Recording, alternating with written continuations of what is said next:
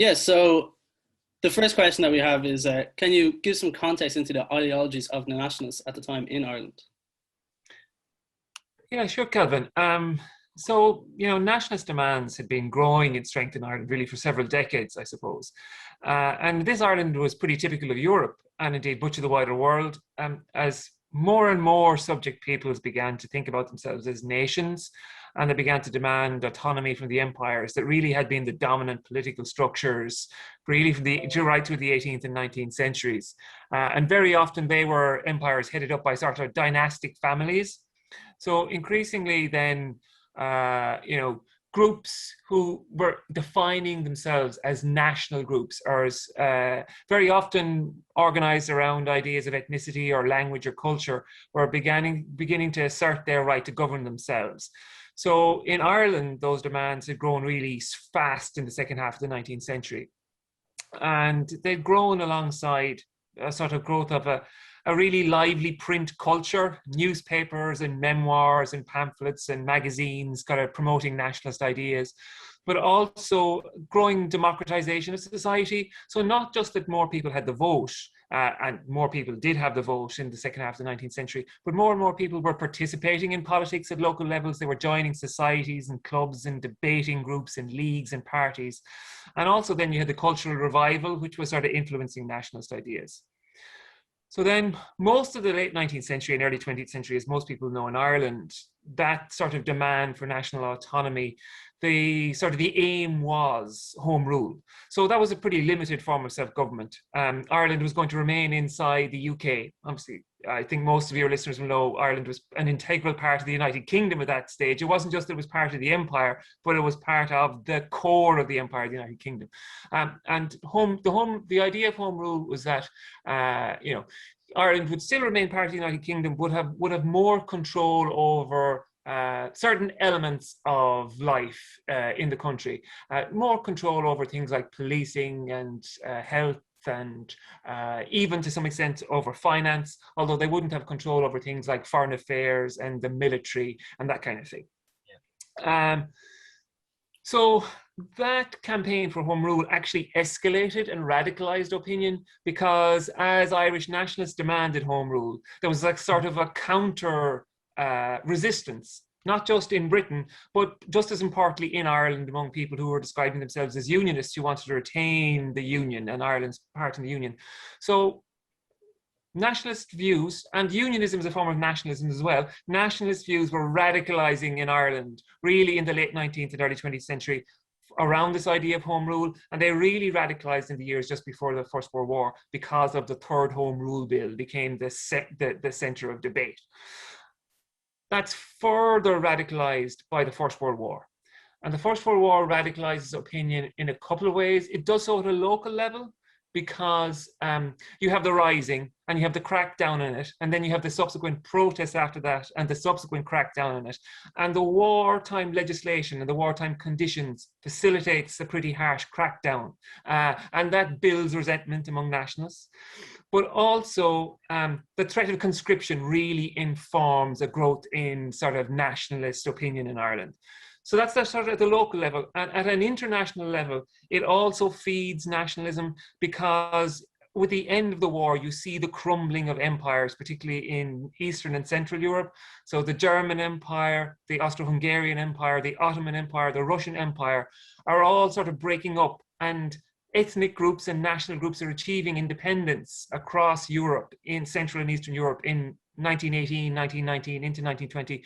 And Irish people are looking at this and they're very aware of it. And they're saying, well, if these groups can assert their national identity, why can't we? So the war has that sort of double or even triple destabilizing effect in Ireland. That's brilliant. I'm only thinking there, as you were saying, kind of with the Cultural Revolution kind of happened, the cultural uplift, I suppose, of the language and the literary revival and everything else.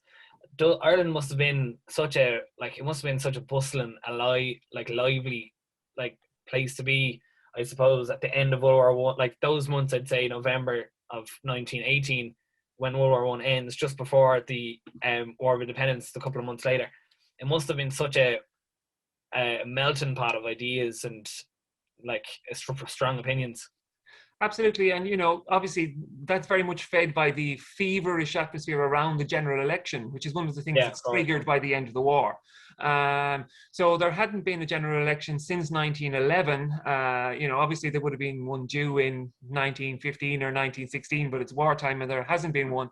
And one of the factors that influences that is that you have a young electorate, an increasingly young electorate, because the voting age is lowered, okay, because of the war, and then you haven't had an election for 7 years. So you have this a younger generation which is really anxious to have its say at the end of the war, and they've been engaged in 5 or 6 years of pretty thorough debate about the kind of Ireland they want to see, and they want their say on it.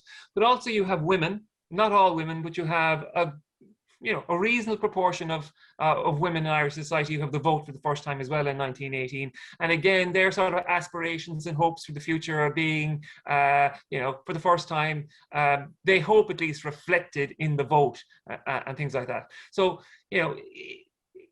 there's also the sense, I think, of profound possibility, I suppose, that the end of the war brings. Everyone's aware that Europe is in an uncertain state, and in fact that Ireland's future is in an uncertain state, and that it could go in various directions. So I think you're absolutely right that there's this real sense of some people would treat it with great trepidation, but other people are treating it as a world of many potential new futures that are opening up. Yeah, absolutely. So, like with this, I was just going to say, would this be kind of popular across like public opinion? Because we know the way public opinion shifted shortly after the Rising, where they didn't really like the idea, and then once they saw how they were being treated, it kind of changed.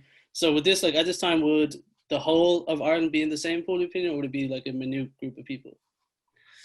So well, it's interesting. So we're in a period pre-opinion polling, I suppose. So a lot of the time we're speculating as to precisely the rate at which public opinion shifts in Ireland in this period. And you're trying to measure it in some sense through, for instance, responses in things like the national press to particular issues, or you're trying to judge it through the extent to which people come out on the streets and protest around particular matters. But the general election of 1918 gives you a nice snapshot, really, at that point of what a public opinion is. And it's very clear that in most of the country, particularly in the south of the country, Sinn Féin have become, Sinn Féin's position has become the dominant position by late 1918. And Irish opinion has shifted away and has abandoned the old institution of Irish nationalism, which was the Irish Party, and that by and large they've shifted towards Sinn Féin. Now, that's not exclusively so. There are some people who are still voting for the Irish Party where they have the opportunity, and the Irish Party wins 6 seats in the general election of 1918, but they're a very, very much diminished force. And obviously, you still have strong unionist opinion in the country. So unionists win a whole swathe of seats across Ulster, and they also win, some seats in some of the more conservative parts of Dublin, etc. So, unionist opinion is still there and strong and active in the country as well. So, and then we can't be sure about what people exactly thought they were voting for when they voted for Sinn Féin either. You know what I mean? There was a manifesto, but that manifesto was pretty, open-ended. One thing that was clear about it was they were clear they were going to withdraw from the British Parliament and they were going to establish an independent parliament. And they were also very clear that they were going to approach the post-war peace negotiations and seek that Ireland would have a voice at those peace negotiations, which would take place in Versailles from early 1919. And that's really why the Dáil meets, particularly in mid-January 1921, because they want to get themselves up on their feet and running so that they can mandate emissaries to go to that negotiation in Paris. So you mentioned there about the first Dáil meeting. So picture ourselves now, 21st of January 1919. We've Éamon de Valera there, and the rest of the Irish. Could we start calling them TDs then? At the time, possibly they were in the Mansion House in Dublin, and in South Tipperary and Solo Headbeg, we have Dan Breen taking the first shots of the War of Independence. Is there any significance there that these two absolutely massive events happen on the same day? So I think in retrospect, it's certainly come to mean a lot. I think it means more in retrospect than it did at the time, to be honest. Yeah. And the traditional dating of the War of Independence to the 21st of January really rests on what is, to some extent, a coincidence of those two events happening on the same day. Certainly Dan Breen and his colleagues down in Salahead Bed haven't been mandated, certainly not by Sinn Féin, and not even by the GHQ of the Irish Volunteers at this point, to act the way they do on the 21st of January. And what happened at Salahead Beg is really part of a pretty low-level sporadic violence that's been happening in 1918 to some extent, and will continue to bump along at a pretty low level through a lot of 1919. It's not until, well, depending how you date, the summer, early autumn of 1919, you start to see the IRA in Dublin conducting a concerted guerrilla campaign against the DMP in Dublin. Some people call that the beginnings of an intelligence war. And then really in the early 1920 is when the IRA ratchets up its campaign against the RIC in provincial Ireland and shifts away from sort of, by and large, using intimidation and boycott against the RIC and moving towards actively attacking RIC barracks and ambushing RIC men. So the 21st of January, that shooting of two RIC men, MacDonald and O'Connell down in Salahead Big, is kind of unusual at that point. Now, that said, Dan Breen, at least afterwards, said, myself and my colleagues down in Tipperary, we were tired of this politics of protest. It was time to stop talking or just to protesting and get ourselves jailed. It was time to start a war. So Breen thinks, or at least later he says he thought he was starting a war when he organized those shootings down in Salahead Beg. Great self-awareness. Sorry? Great self-awareness. Great self-awareness, yeah. But what is important, though, I suppose, about them happening at the same time is that in retrospect, certainly, and as time would go on, the fact that the Dáil exists, the fact that that parliament is pushing towards the setting up of a counter-state is very important to giving legitimacy to the violence that the Irish Volunteers and later increasingly they'll call themselves the IRA are using, because they can say, actually, our violence is being mandated by an existing legitimate state, which has been mandated in turn by the votes of the Irish people in December 1918. So in that sense, it's important. It's more than a coincidence, if that makes sense. Yeah. But in some ways, to be honest,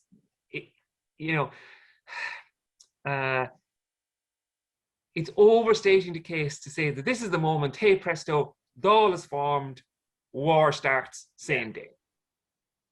Perfect.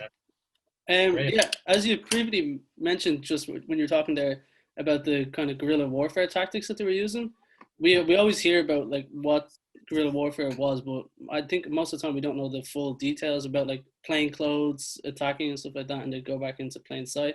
Can you just give a little bit more detail on what guerrilla warfare would have been like at the time? Yeah, sure. So the sort of, if we take in the first instance what's happening in Dublin in the summer of 1919, where you have, I suppose, the Dublin Brigade of the IRA.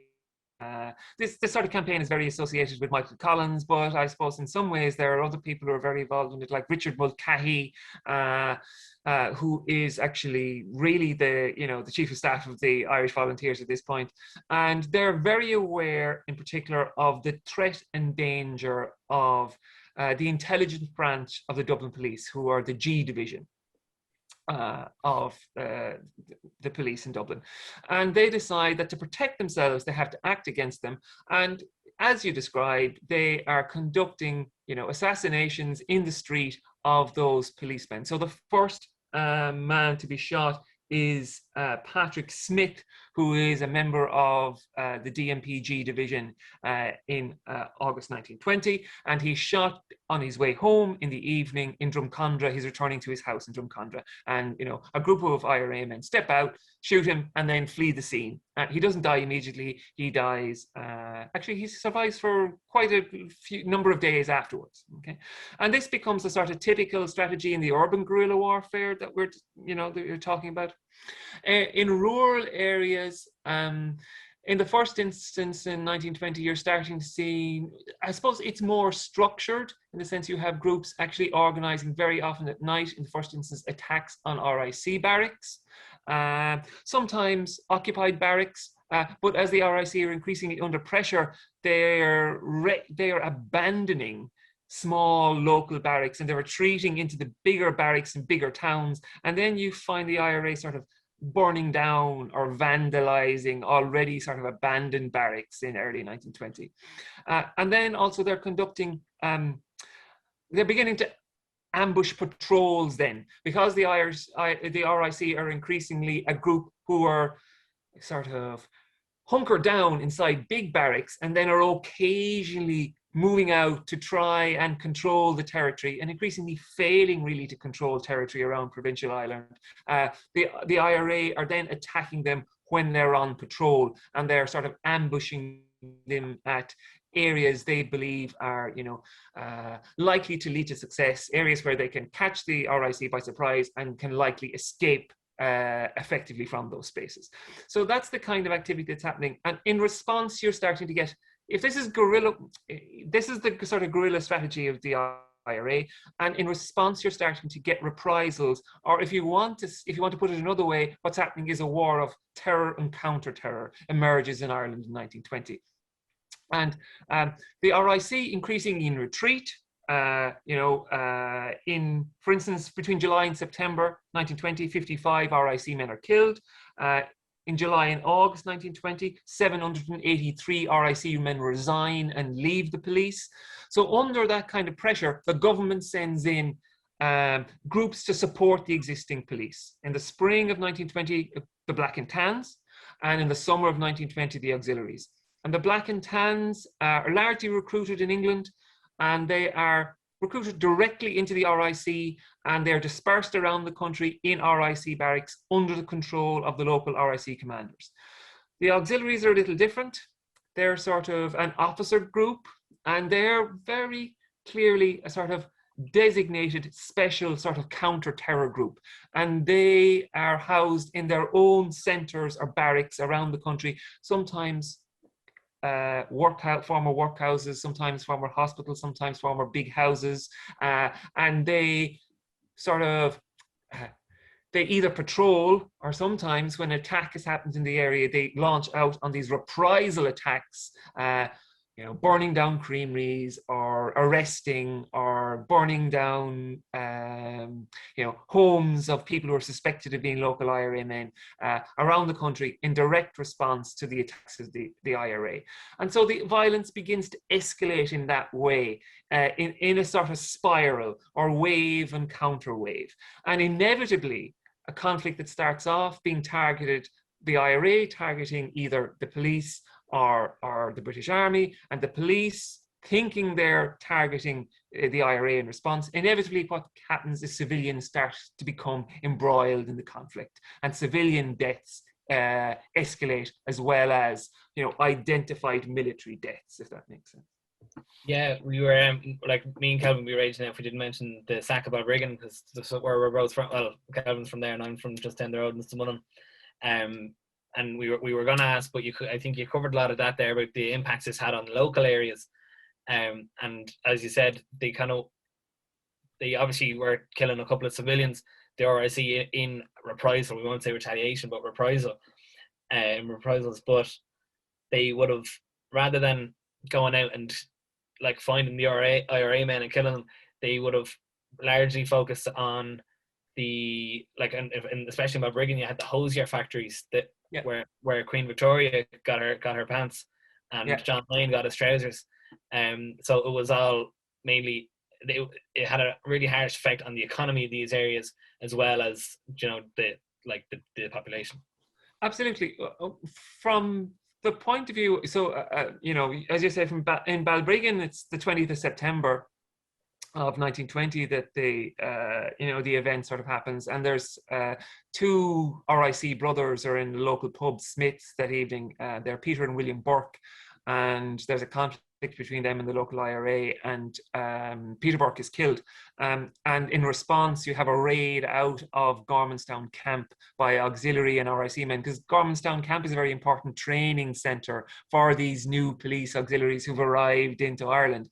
And, it's going to be very difficult for them to identify the IRA men who've actually conducted the killing of their police colleague. So they're exacting their revenge effectively on the general populace. And increasingly, they just see the whole populace as the enemy, quite frankly, particularly those British Army and auxiliary policemen who've come in from outside. If you're the local RIC, you're probably aware of the the subtle gradations in communities between people who are really likely to be local IRA supporters and people who are just generally nationalists, whatever. But the Black and Tans, the auxiliary, the British Army, their intelligence isn't sufficiently strong for them to distinguish between these people and communities. And they just exact general reprisals. And you're spot on, Adam. One of the things they're doing is they're targeting the sort of local social and economic assets of communities. So in Balbriggan, as you say, the hosiery factory, in lots of rural provincial Munster where much of the conflict is happening. And it's important to say it's not an all Ireland-wide conflict. It's concentrated in particular areas. And in rural Munster, it's very often the local creamery that's burned down in response, because that's the sort of local social and economic centre of a rural agrarian community. Do you know what I mean? Yeah. So, and this is the general pattern that sets in. So a couple of days after Balbriggan, there's an ambush in Reneen in County Clare by the IRA, and 6 RIC constables are killed. And that night, the Black and Tans burned down 26 buildings in local towns, Milltown, Malbay, Lahinch, Ennisdiamond, and they killed 6 civilians. And again, a few days later, something similar happens in Leitrim. People at home who are listening would be familiar with other instances of this, like the burning of Cork, for instance. So this becomes a very, very typical pattern in late 1920 and early 1921.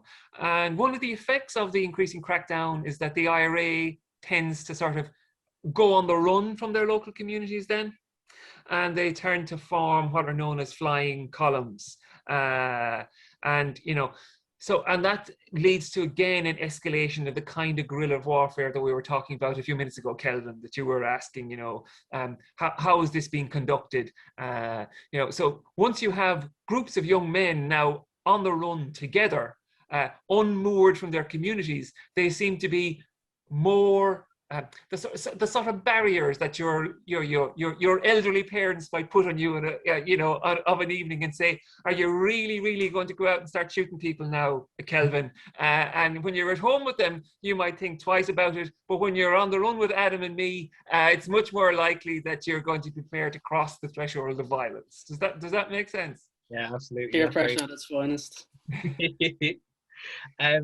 Well, we'd absolutely be remiss if we didn't mention about your I suppose your in-depth knowledge of Collins and especially his role during all of this, without reading from the book completely and having to keep taking 2 more hours of your time.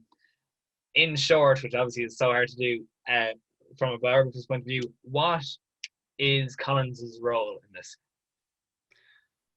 Well, the thing about Collins, the thing that makes him interesting is, I suppose, he has multiple roles, Adam.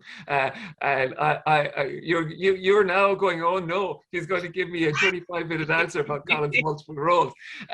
But I suppose he has a very important function in the first instance, is that he's Minister for Finance in the Dáil government. Lots of people think about him as the sort of military mastermind, but really importantly, he's Minister of Finance, and that means he manages the money. Okay, so he's very important to the raising of the money through things like the Dáil loan, and then equally important, he has a role in the distribution of the money that's going to finance the kind of campaigns we've been talking about. So that's very important. Okay, then his role inside the IRA is that he's crucial in many ways, the kind of development of the kind of I suppose, guerrilla war, the sort of intelligence wars as sometimes described, that that was going on.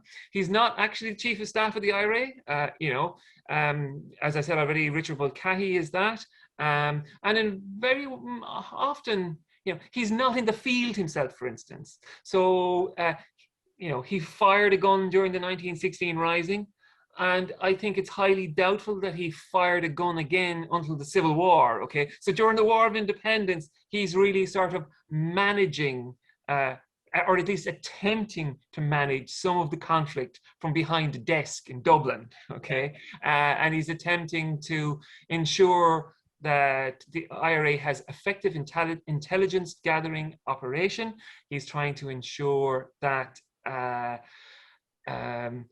effective decisions are made about the ways in which violence is unleashed. And obviously that's most famous around Bloody Sunday in 21st of November 1920, when he is, involved in the planning of that. And he's conscious of, on the one hand, the need to undermine British intelligence capacity in Ireland on that day, but also he's mindful of the need to make a splash, okay? The effectiveness of the spectacular and achieving attention, international attention through the use of violence. And the other thing he's very conscious of when he uses violence is he's very aware of this process of violence and counter-violence. And he actually, I don't want to say he wants to see Irish people killed, but what I would say is that he's very aware that there are advantages for the Irish cause when the counter-violence, when the reprisals are out of proportion, and when when the Irish cause can be represented as the cause of the poor, downtrodden, victim Irish nation seeking its fair Jews, seeking independence from the brutal, oppressing British Empire. So in that sense, he's aware of the practical management of violence, but he's also aware of the propaganda of violence. Okay, brilliant. And now, not to get this all over the newspapers tomorrow, but so I'll try not to get too superficial, but could you give me or us or even just an idea of your opinion of Neil Jordan's spectacular Michael Collins? Look, Jordan's film has been extraordinarily influential.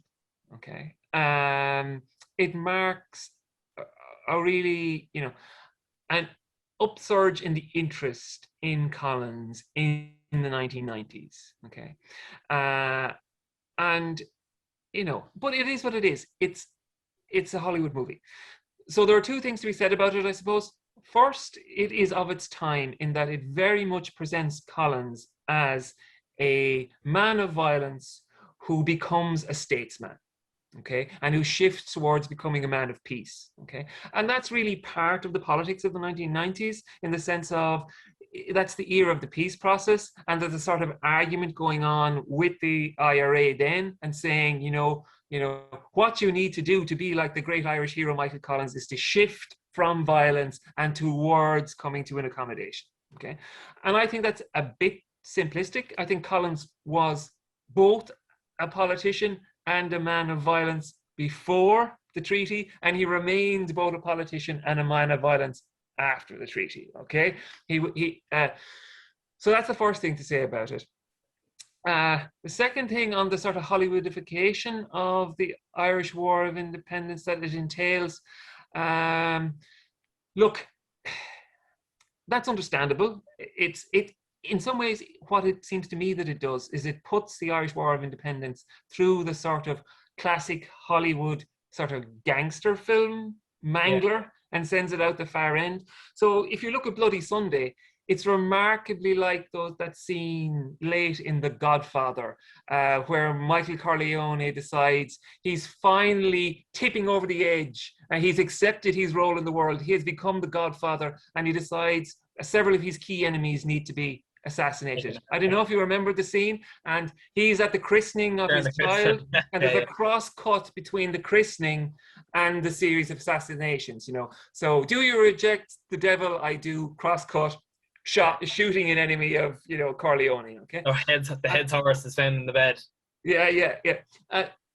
And Bloody Sunday in Michael Jordan is, you know, Michael and Kitty. I don't know if you remember the scene, but it's Michael, Kitty, and Kitty in the hotel someplace in Dublin, you know, and it's cut to them whispering sweet nothings at each other, and then cut to, you know, someone being shot. Cut back to Michael and Kitty, cut back to someone being shot. So just in that sense, the very fact that it's so cinematic, I suppose, does something to how we think about violence, okay? Which is, you know, potentially problematic. That said, it is what it is. It's a movie. It's not a history book. Yeah, absolutely. And like we see the commemorations of it now. I remember seeing Brendan Gleeson in Croke Park reading out I thought it was, I mean, he actually read out everybody who died that day. It was it kind of brought it back to a bit more humanity of like people. It wasn't like this, as you said, Godfather-esque big explosion and killing. It was actually young people that had so much left of their lives to live, you know, dead at a football match. That kind of, so yeah.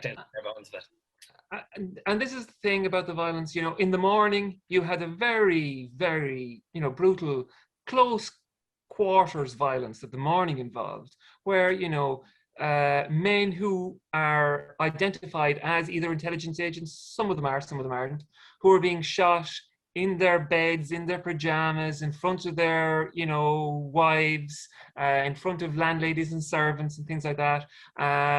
And in the afternoon, then you have the quite brutal violence at Croke Park. You know what I mean? And you know, both of them are, you know, terrible in their own way. And I think one of the things that's important about what's happened over the last few years is there has been an awareness of that. Okay, there's been a sort of reflective thinking about the violence. And I think that's actually the commemorations have been quite successful in that regard. I mean, on the one hand, they are a commemoration of an achievement of independence. You know, that's clear. You know, we wouldn't be commemorating what happened, I don't think, or certainly we wouldn't be commemorating it in the way we are if there wasn't some sense that something momentous had happened that is worth remembering. Okay.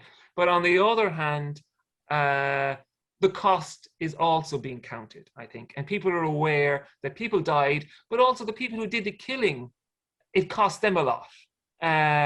They had to live with what they did in the years afterwards. And very often they found it difficult to live with what they did in the years afterwards.